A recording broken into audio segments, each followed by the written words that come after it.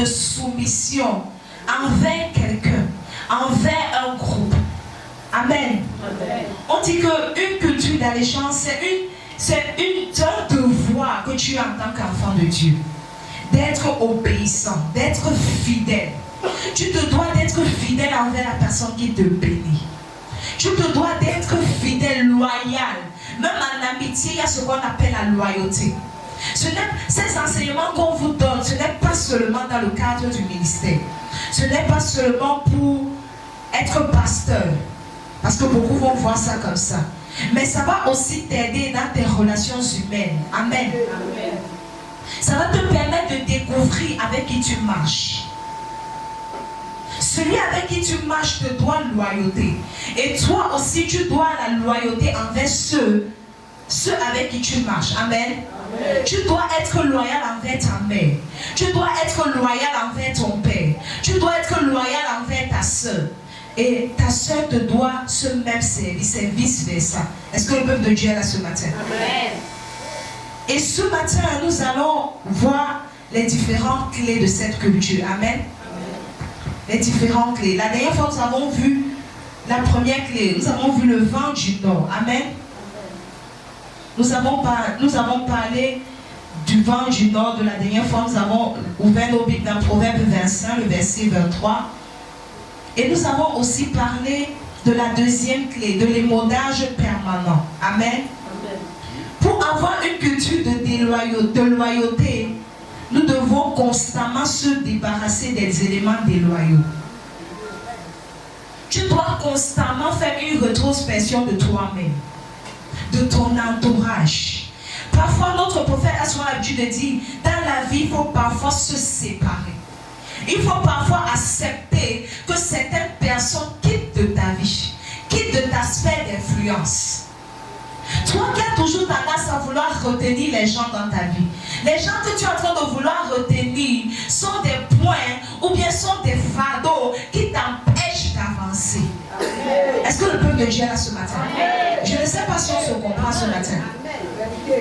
Parfois il y a des gens dans nos vies qui nous empêchent d'avancer, qui nous empêchent d'être ce que nous devons être, qui n'arrivent pas à partager nos visions, qui n'arrivent pas à partager nos rêves.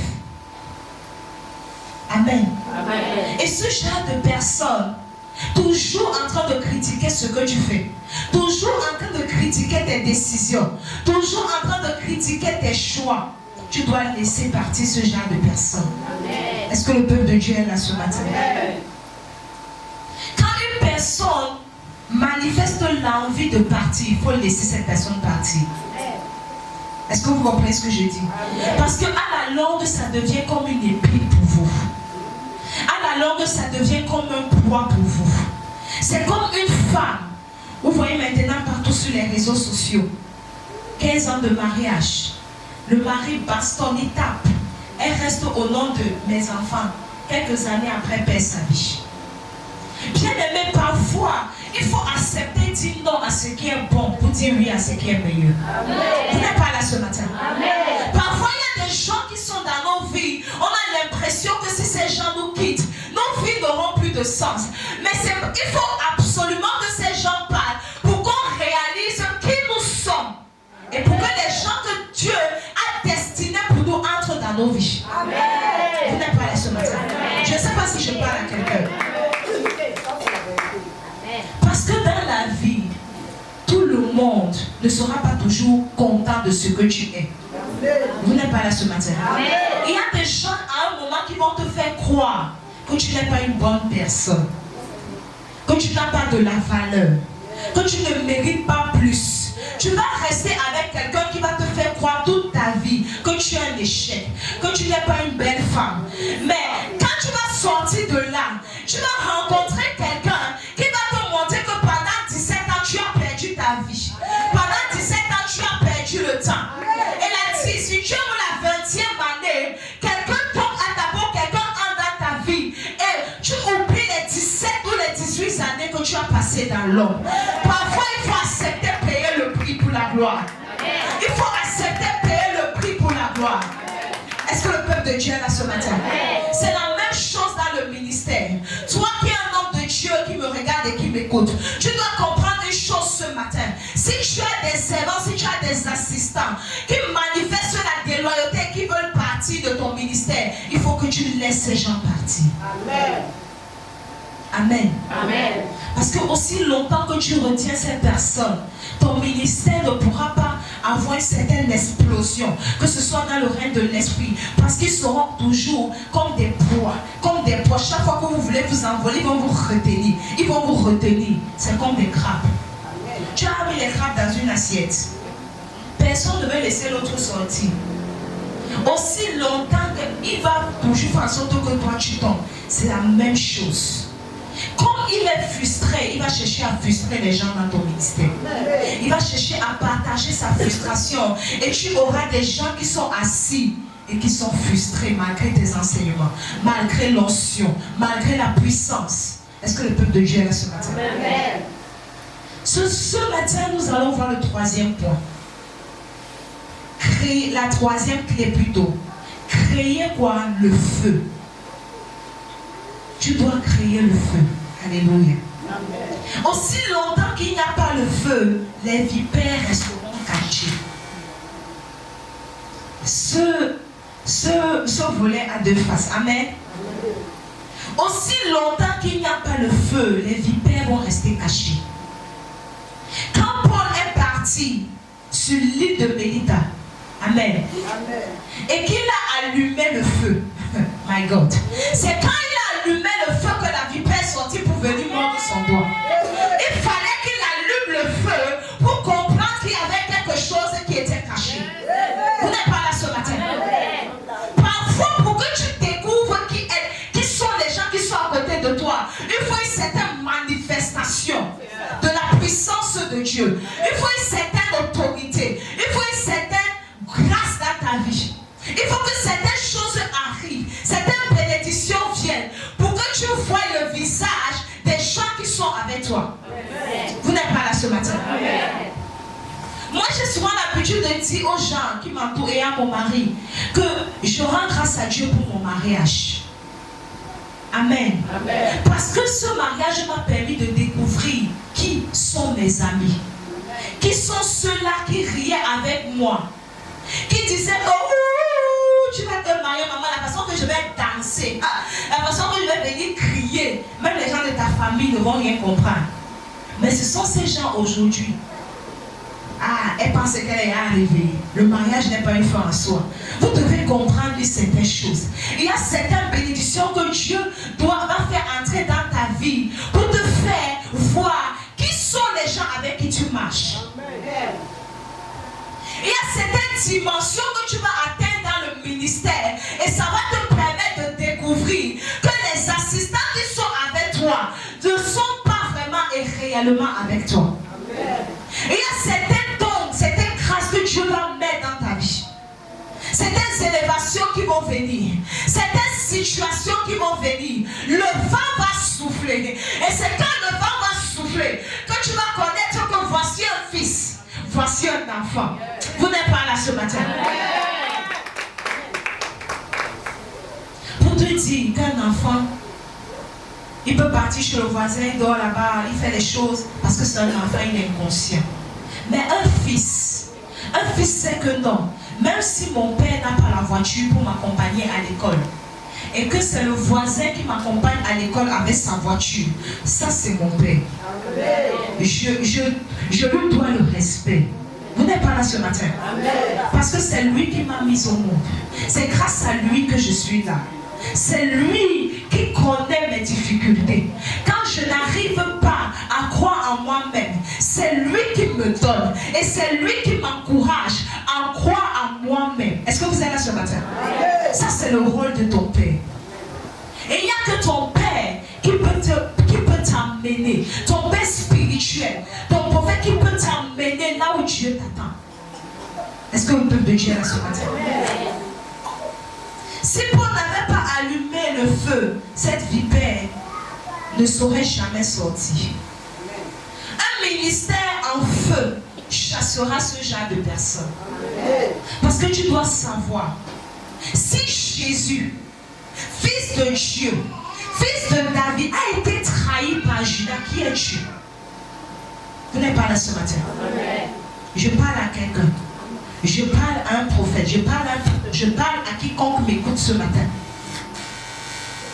Toi qui crois tellement en l'amitié, toi qui crois tellement aux êtres humains, que tu ne te dis pas qu'à un moment, tout ce sur quoi tu t'es appuyé peut tomber. Jésus, le Fils de Dieu, qui a prié pendant 40 jours et pendant 40 nuits, s'est retrouvé avec un Judas. Au départ, Judas n'était pas Judas Iscariote. Est-ce que quelqu'un m'entend ce matin? Au départ, Judas était un disciple exemplaire. Parce que laisse-moi te dire quelque chose. Les gens aujourd'hui vont dire Judas Iscariote. Il n'est pas devenu de... Quand Jésus l'avait choisi, il n'était pas Judas Iscariote. Amen. Jésus lui avait confié sa trésorerie. Pourquoi? Parce qu'il avait confiance en lui. Amen. Tu ne peux pas remettre ton argent à quelqu'un en qui tu n'as pas confiance. Amen. Si je prends mon argent et que je dis, Odile, c'est toi le responsable, c'est toi ma trésorière, c'est toi mon comptable, ça veut dire que j'ai des capacités. Je crois en Odile. Voilà pourquoi je lui remets mon argent. Amen. C'est comme toi, tu viens à l'église. Le prophète croit en toi. Mais qu'est-ce qui s'est passé pour que Judas devienne Judas Iscariote? C'est qu'à un moment, il s'est laissé corrompre par les ennemis. Et c'est ce qui se passe avec les enfants de Dieu. Tu viens à l'église, Dieu te bénit. Tu viens à l'église, Dieu t'élève. Et quelqu'un du jour au lendemain vient te dire, tu ne vois pas que ton père là est bizarre. Il faut que tu nous livres ton père. Voilà ce qu'on m'a dit à Judas. Prends cet argent et livre-nous ton maître. Beaucoup vont te faire croire que tu es un mauvais endroit. Beaucoup vont te faire croire que tu n'as pas choisi la bonne part. Beaucoup vont te faire croire que tu es trop bête. Que tu en fais un peu de trop. Mais où étaient ces gens qui te font croire aujourd'hui que tu en fais de trop quand tu étais brisé? Vous n'êtes pas là ce matin. Amen.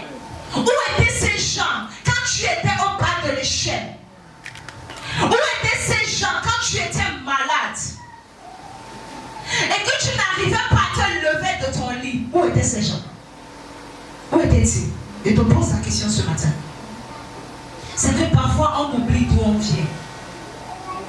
Le fait d'oublier d'où tu viens, c'est ça qui va te faire marquer ta couronne de gloire. Amen. Parce que laisse-moi te dire que si tu te rebelles contre un homme de Dieu, ce n'est pas l'homme de Dieu que tu es en train de faire. Mais si cet homme est réellement un appelé de Dieu, alors c'est à Dieu que tu es en train de te rebeller. Amen. Parce que la Bible déclare que ne touchez pas à mes soins. Amen. Et ne faites pas de mal à mes prophètes. Toi, tu es appelé loin. Amen. Amen. Et le prophète, c'est le prophète. C'est la même chose quand il y a des gens qui te font des choses. Et demain ou après-demain, tu vois les répercussions de ce qu'ils t'ont fait s'accomplir dans leur vie. Bien aimé, c'est un scénario qui est là, qui ne manque pas. Est-ce que le peuple de Dieu est là ce matin? Amen. Parfois, le feu ici aussi, j'ai dit que le feu là avait deux côtés. La deuxième phase de ce feu, c'est le test du temps. Parfois, le feu ici représente le temps. Est-ce que le peuple de Dieu est là ce matin? Amen. Ah, vous n'êtes pas là ce matin. Amen. Parfois, oh my God, il s'agit du feu du temps qui met à découvert la nature de serpent de certaines personnes. Amen. Parfois, c'est avec le temps. Le temps est un meilleur juge. Vous n'êtes pas là ce matin. Amen. Parfois, il faut laisser la nature s'occuper de certaines personnes. Amen. Ah, my God and my Father. Amen. Le temps est un meilleur quoi? Juge. Le feu du temps met à découvert la nature de serpent de certaines personnes. Amen. C'est dans les moments difficiles et les épreuves qu'on découvre la véritable nature des gens. Amen. Amen. C'est dans quoi? Les moments difficiles, dans les épreuves, dans la difficulté, c'est dans le manque, dans le tu n'as rien, que tu connais réellement, qui peut être ton ami? Amen. Amen. Qui peut être ta femme, ton épouse, ta compagne de vie? Est-ce que vous êtes là ce matin? J'ai dit que ces enseignements ont deux volets, que ce soit du plan spirituel comme du plan physique de ta vie de tous les jours. Amen. Amen. C'est pourquoi quand tu viens à l'église, tu dois être bâti par la parole. Amen. C'est cette parole qui te permet de résister quand le vent va souffler. Amen. Quand la tempête va se lever et que tu auras écrit ton enseignement quelque part, quand le diable va mettre les pensées dans ta tête, tu vas rappeler au diable qu'il y a de cela 5 ans, je n'avais pas de travail. Il y a de cela 5 ans, j'étais célibataire. Et c'est cet homme-là que tu es en train de me dire qu'il y a un démon qui a prié pour moi et Dieu m'a béni avec le mariage. Amen. C'est dans ce ministère que j'ai connu la grâce. C'est dans ce ministère que j'ai été élevé dans mon lieu de service. Vous n'êtes pas là ce matin. Le fait de te souvenir va t'accorder la promotion. Ah, vous n'êtes pas là ce matin. Le fait de te souvenir va t'accorder l'élévation, va t'accorder la distinction. Que ce soit dans ta famille, à cause du souvenir de Dieu. Parce que tu vas te rappeler que hier je n'avais rien. Hier j'étais une personne neutre. Hier je ne pouvais pas arrêter ma Bible et parler à quelqu'un. Mais aujourd'hui, grâce à Dieu, aujourd'hui, grâce à cet homme, aujourd'hui, grâce à ce ministère, je peux me lever et parler dans ma famille et dire que toutes les forces qui ont combattu ma vie, que ces forces rentrent à l'envoyeur. Je peux me placer aujourd'hui et attaquer l'autre force qui a attaqué ma vie. Vous n'êtes pas là ce matin. Amen. Amen. Merci de m'encourager, que Dieu te bénisse. Amen. Amen. Parfois, le fait d'adoucir le chemin par lequel doivent passer les ministres ne permet pas de mettre leur cœur à l'épreuve. Vous n'êtes pas là ce matin. Amen. Parfois, le fait d'adoucir le cœur des gens, de chuter les gens, de leur faire croire que non, tu n'as pas compris, ce n'est pas ça qu'on voulait dire, ça ne les aide pas. Amen. Alléluia. Amen. Même Jésus a souffert de la méchanceté des personnes qui l'entouraient pendant son ministère. Amen. Amen. Même parce que les gens veulent la gloire de Jésus, mais ils ne veulent pas les combats de Jésus. Amen. Tu ne peux pas vouloir une gloire sans histoire. Amen. La gloire est accompagnée d'histoire. Vous n'êtes pas là ce matin. Amen. Si tu veux avoir le miel, tu dois laisser que ton miel passe par les abeilles. Amen. Vous n'êtes pas là ce matin. Amen. Parfois, il faut accepter. Le fait de t'adoucir ne va pas t'aider. Le fait que quand tu fais quelque chose de mal, on ne peut pas te porter un reproche, ne t'aide pas. Que chaque fois qu'on veut te porter critique ou bien qu'on veut attirer ton attention, tu as attaché le visage. Ça ne va pas t'aider. C'est comme une mère avec son enfant. Parce que les gens ont souvent tendance à pousser trop les idées. Qu'on parle, ah, c'est un homme de Dieu, ce n'est pas mon Dieu, hein. C'est seulement le pasteur. Oui. Mais toi aussi, tu es seulement sa mère, tu n'es pas aussi son Dieu. Amen. C'est comme quand tu es à la maison avec ton enfant. Et que tu peux corriger ton enfant concernant une erreur que cet enfant a commise. Tu aimerais que cet enfant prenne la leçon. Amen. Amen. Parfois, il t'arrive même de battre sur cet enfant pour que cet enfant comprenne son erreur. Ce n'est pas vrai. Oui. Pourquoi vous ne voulez pas qu'on vous parle aussi quand vous êtes à l'église et que vous vous comportez mal? Pourquoi vous trouvez ça anormal? Amen. Le prophète que Dieu te donne, c'est ton père. On dit souvent mon père spirituel, ma mère spirituelle. Ma mère spirituelle n'est pas seulement là pour prophétiser dans ta vie. Amen.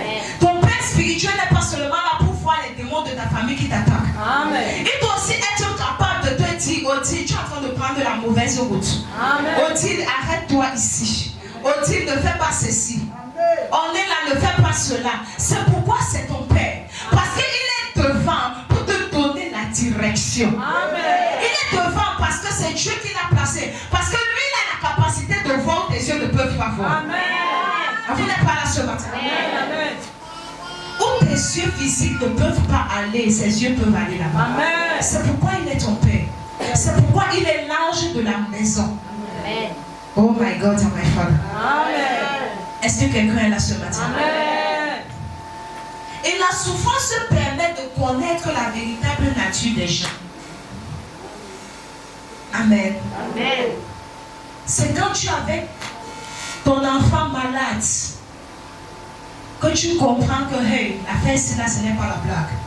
C'est quand tu es couché sur un lit d'hôpital avec ton enfant ou avec ton mari et que personne ne vient te rendre visite que tu comprends que je n'avais pas d'amis. Je n'avais personne. Je suis seule, une place. Amen. Amen. Moi, je me rappelle, parfois, quand ma mère était malade, je me retrouvais parfois à l'hôpital seule. C'est là que tu comprends que la vie, si. Et le jour que ma mère est morte, le même jour, quand je suis arrivée à la maison, le monde qu'il y avait chez nous, je me suis demandé où étaient tous ces gens quand j'étais à l'hôpital avec ma mère. Amen. Oh. Amen. Amen. Parfois, les moments difficiles vont te permettre de connaître qui sont les gens avec qui tu marches. Amen. Beaucoup vont t'appeler ma copine. Beaucoup vont t'honorer de la bouche, mais dans leur cœur, ils ne te portent pas. Vérité. Tu ne dois pas prendre la gloire des hommes, t'appuyer dessus. Yes. T'asseoir dessus et croire que tu es déjà arrivé au sommet. Amen. Parce que ces mêmes gens qui t'élèvent aujourd'hui, ces mêmes gens qui te célèbrent et qui t'acclament aujourd'hui, parce que tu peux leur donner 5 000, parce que tu peux venir les visiter quand ils sont malades, parce que tu peux les apporter à manger quand ils n'ont pas à manger, parce que tu peux participer à l'école, aux études de leurs enfants.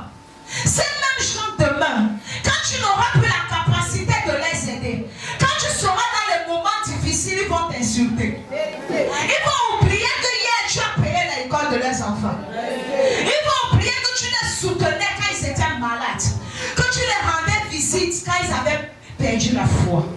Vous n'êtes pas là ce matin. Amen. Ils vont oublier. Mais ma prière ce matin, c'est que tu n'oublies pas. Amen. Ma prière ce matin, c'est que tu n'oublies pas. Amen. Nous allons voir le dernier point ce matin. Travailler uniquement avec des personnes qui le souhaitent. Amen. Amen. Tu dois uniquement travailler. Tu dois uniquement marcher avec des gens qui partagent ton idée, ta vision. Amen. Amen. Assurez-vous d'avoir les gens qui ont envie. Et si quelqu'un veut se retirer, laissez cette personne partir.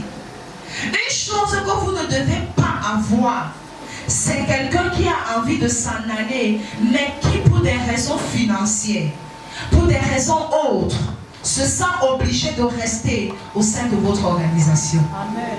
Amen. Amen. Cette personne va vous lâcher tôt ou tard. Amen. Amen. Ne vous accrochez pas avec des gens qui ne partagent pas la même vision que vous. C'est pourquoi on dit quand tu te maries, que tu es déjà un, vous regardez dans la même direction. Vous partagez les mêmes centres d'intérêt. Si vous n'avez pas la capacité de regarder dans la même direction, alors vous ne pouvez pas être ensemble. Peu importe le nombre d'années que ce mariage va résister, à un moment, il va s'effondrer. Parce qu'on ne peut pas bâtir sur du sable. On ne peut pas bâtir sur de la poussière. On ne peut que bâtir sur du roc. Est-ce que quelqu'un a été franchement béni ce matin?